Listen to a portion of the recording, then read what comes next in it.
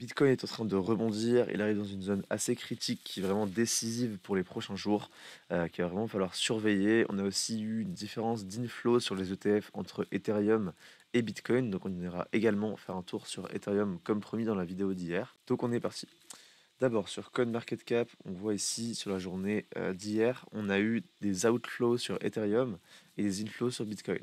Donc on voit clairement qu'on a une surperformance de Bitcoin sur les ETF et donc on ira voir tout ça sur les graphiques par la suite. On commence par les annonces. Si vous voulez, on n'a rien aujourd'hui, rien d'important, ce sera plutôt demain avec les annonces sur l'emploi et le NFP vendredi. Mais aujourd'hui, c'est relativement calme. Bitcoin. Ici, on avait bien timé le rebond. Je vous invite à aller voir la vidéo du 1er septembre et du 2 septembre, donc du début de cette semaine, où on avait bien anticipé ce rebond-là. Mais on est toujours dans la tendance baissière. Globalement, la dynamique n'est pas inversée. On arrive dans la zone de rechargement de shorts du dernier mouvement ici. Et donc, on peut très bien stagner ici pour repartir à la baisse.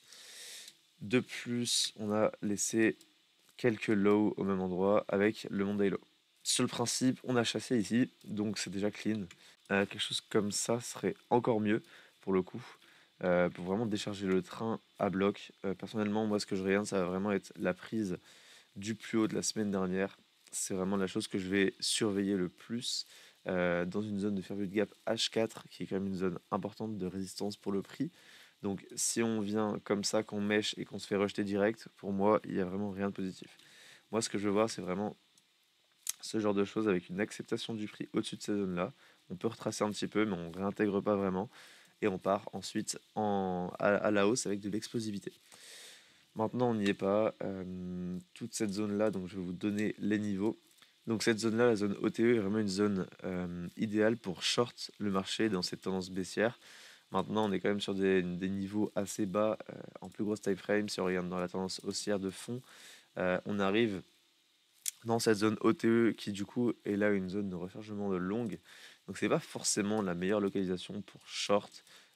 Si on devait donner d'autres raisons pour ouvrir un short ici, pour avoir des niveaux pour l'ouvrir surtout, on va voir ça ensemble.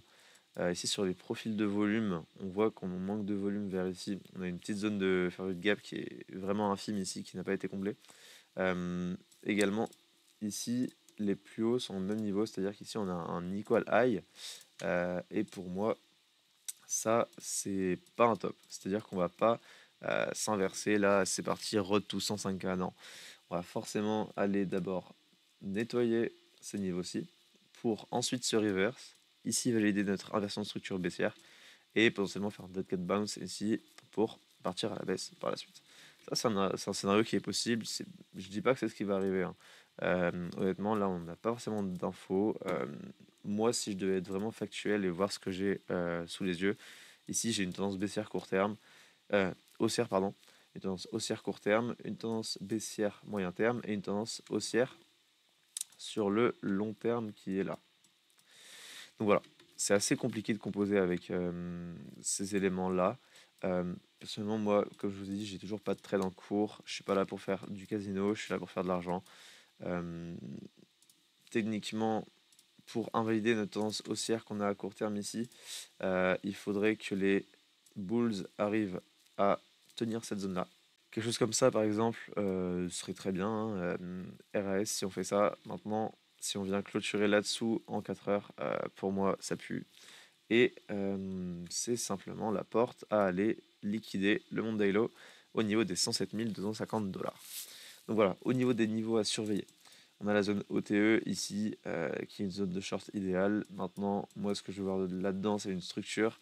Et pour moi, la structure baissière qui permet d'inverser le prix et de continuer la tendance baissière, ça va être d'abord nettoyer ces plus hauts-là et faire un gros rejet en faisant une clôture H4 là-dessous.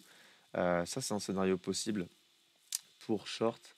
Quelque chose d'agressif serait d'envoyer un short directement sur ces niveaux-là, avec un stop par exemple au-dessus du dernier plus haut ici, et un TP au moins en Monday Low, voire plus bas. Ça, c'est une éventualité maintenant. On peut clairement faire ça. Donc, c'est assez compliqué de trader comme ça. Personnellement, moi, je préfère avoir des confirmations. Et donc, par exemple, avoir ça, avoir un dead cat bounce et là, repartir.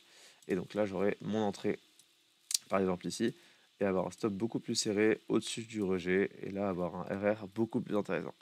Donc là, c'est vraiment une manière de trader vraiment optimisée. Vous allez chercher des ratios très musclés et qui vont permettre d'avoir un win rate peut-être faible, mais au final d'être largement gagnant sur le long terme plutôt que de trader des RR à 1,5. C'est pas trop ma cam personnellement. Donc voilà, pour Bitcoin, vous avez les niveaux à surveiller. Maintenant, si on déborde ces niveaux-là, le prochain niveau à surveiller, c'est les 113 600. C'est également une zone de résistance jusqu'à 114 400. Si on s'affranchit de cette zone-là, pour moi, la direction, c'est très clairement le plus haut de la semaine, encore avant, qui est à 117 400 $. Donc voilà pour Bitcoin. Avant de passer sur Ethereum, je voulais aller sur Ethereum Bitcoin. Donc là, c'est un ratio, pour ceux qui ne savent pas, qui nous montre la surperformance ou la sous-performance d'Ethereum par rapport à Bitcoin. C'est-à-dire que quand ce graphique monte, Ethereum surperforme Bitcoin, et quand ce graphique descend, Ethereum sous-performe. Qu'est-ce que je vois ici? Une tendance haussière assez claire, hein, pour moi, il n'y a pas de débat là-dessus. Maintenant, le dernier plus haut, il est où? Il est là. Donc, tant qu'on ne perd pas ce niveau ici, il n'y a rien à signaler. Si on devait chercher une zone de retournement, pareil, on trace un Fibo, on a notre zone OTE que je vais vous mettre en évidence juste là. Je la trace un petit peu à la va-vite, hein, mais c'est pour avoir l'idée. Donc voilà, on arrive dans ces zones-là. Pour moi, c'est intéressant. Par exemple, si on peut faire un truc comme ceci, tac, moi j'aurai ma confirmation ici où on va faire un nouveau plus haut. On inverse la structure à court terme qui ici est baissière, même si à long terme, à moyen terme, elle est haussière. Si j'ai toutes mes structures qui sont haussières, pour moi c'est parti. Par exemple, rentrer ici, attendre un retracement et partir vers le nord. Ensuite, on peut compiler donc ce graphique-là avec le graphique d'Ethereum. Déjà, on sait que Bitcoin, on n'est pas encore bullish, mais on n'est pas loin. Donc, c'est déjà une première confirmation. Et si en plus on est bullish sur EtherBTC, bah pour moi, il y a toutes les raisons d'aller long plutôt Ether que Bitcoin. Ici, qu'est-ce qu'on a fait sur Ethereum? On a eu un gros rallye un début août qui est quand même assez impressionnant pour le coup. Donc, on est clairement haussier. Maintenant, ce que j'aime pas, c'est qu'on est venu un peu nettoyer une première fois et une deuxième fois les plus hauts. Donc ça, c'est ce qui donne du jus à Ethereum pour aller descendre assez bas, creuser assez profond. Maintenant, je pense qu'on est quand même assez proche du Bitcoin, du bottom, pardon. Euh, pour moi, ce low-là, il est safe, étant donné qu'il a liquidé ces lows ici, qu'il a fill cette FVG-là, et qu'il est venu dans cet order block. Pour moi, voilà, il n'y a aucune raison d'aller chercher sous ce niveau-là. Maintenant, on a quand même des lows au même niveau ici, donc des equal low. Hop, pour moi, ça c'est quelque chose qui a de très fortes chances d'être nettoyé pour repartir ensuite. Mais vraiment nettoyé, c'est-à-dire que ça va prendre quelques secondes, quelques minutes. Ça va pas on va pas rester stagné sous ces niveaux-là. Ou alors si on le fait, c'est simplement pour moi une invalidation et qui ne me donnera pas confiance dans un trade bullish. Donc voilà, pour les personnes les plus agressives, il y a un trade à prendre sur Ethereum par exemple avec une entrée là sur ces niveaux-là, avec un stop sous ce lot qui pour moi est protégé et un TP sur un nouvel ATH. Très clairement, Ethereum, pour moi, on n'a pas encore l'ATH du cycle et on va aller chercher plus haut. Maintenant, si on n'a pas ce nettoyage-là, moi ce que je veux voir avant de rentrer, c'est quelque chose comme ça. Tac. Ici, je veux une clôture en 4 heures au-dessus des 4500 $ qui me permettrait d'inverser mon biais court terme qui était jusqu'à la baissier en un biais haussier. Ensuite, je trace mon Fibo depuis le lot le plus haut qu'on fera. Donc là, c'est théorique. Ça me donne ma zone de Fibonacci et j'ai simplement à mettre mon entrée ici. Mon stop sous le plus bas qui a généré le retournement haussier, donc qui normalement est protégé. Si on l'enfonce par la suite, pour moi, on perd notre retournement qu'il y a eu là, donc je l'oublie. Et on sera dans le même scénario de nettoyage des lows. Si on réintègre, pour moi, il y a un long à prendre sur ces niveaux-là. On n'y est pas. Pour l'instant, vous avez les deux scénarios probables sur Ethereum. Dans tous les cas, le biais à horizon de quelques jours, il est haussier pour moi. Maintenant, est-ce que le bottom est in? C'est compliqué d'y répondre. Si on va en daily, on a nettoyé ouais, deux fois. Ouais. C'est Pour moi, on reste haussier. Vraiment, le niveau à ne pas perdre, c'est les 4 000 $. Si on enfonce les 4 050 $, c'est compliqué. Mais pour l'instant, RAS, et pour moi, Ethereum est toujours bullish. Encore plus que Bitcoin, hein. Moi, je m'attends plus à une stagnation de Bitcoin pour les prochains jours plutôt que Ethereum. Je voulais également vous parler du BGB qui a cassé sa trendline. On a eu une news hier avec BitGet, comme quoi le BGB devient le token de gaz du réseau Morpho, donc c'est une blockchain layer 2. Euh, donc ça donne un use case au token en plus que sur la plateforme BitGet. Et donc on a eu un pump d'au moins 15%, il me semble, 15 bons pourcents hier, jusqu'au top 17, ouais. Aujourd'hui, on est à plus 8%, ouais.